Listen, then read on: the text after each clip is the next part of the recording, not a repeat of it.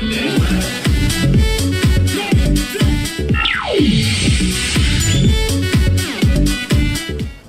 بكم، معاكم اسلام خالد والكلام على ايه؟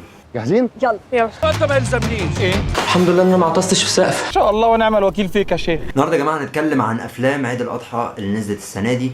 اولهم فيلم بيت الروبي، يلا بينا يلا. طب يلا يا ابراهيم. البعبع، سوكا. مستر اكس، اكمل كلامي ولا غور في داهيه؟ وتاج.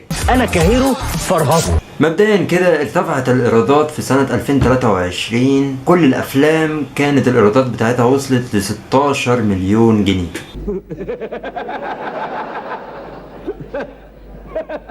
ونبتدي باول فيلم معانا بتاع الفنان كريم محمود عبد العزيز وكريم عبد العزيز ونور، وهو فيلم بيت الروبي.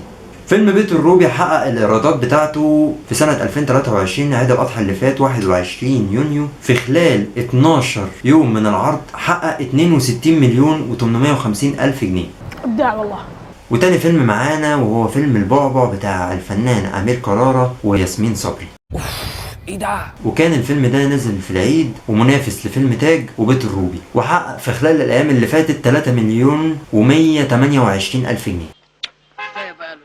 هو ايه اللي كفايه بيليا في ايه؟ وحياه ابوك كفايه، انا خايف تيجي في حاجه كبيره ما نعرفش نلمها. كفايه.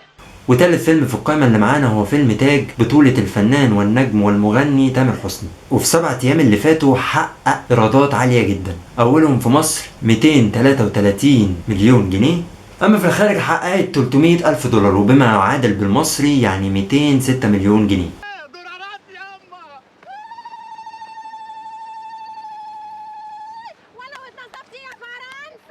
ومعانا في القائمة الأخيرة فيلم مستر إكس بتاع الفنان أحمد فهمي والفنانة هنا الزاهد، والفيلم حقق 12 مليون و847 ألف جنيه.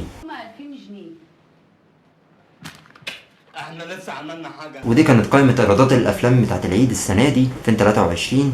ما تنسوش تشاركوني رأيكم في الكومنتات وتقولوا لي ايه رأيكم في الأفلام اللي نزلت. وما تنسوش برضو تشتركوا في القناة، ولو انت مش مشترك تنزل على كلمة سبسكرايب وتفعل زرار الجرس عشان يجيلك كل جديد أول بأول. ما تنسوش اللايك والشير والكومنت. وكلام على ايه؟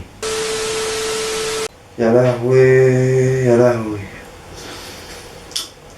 واحد انه بيعمل كل حاجة لوحده ده صعب صعب صعب.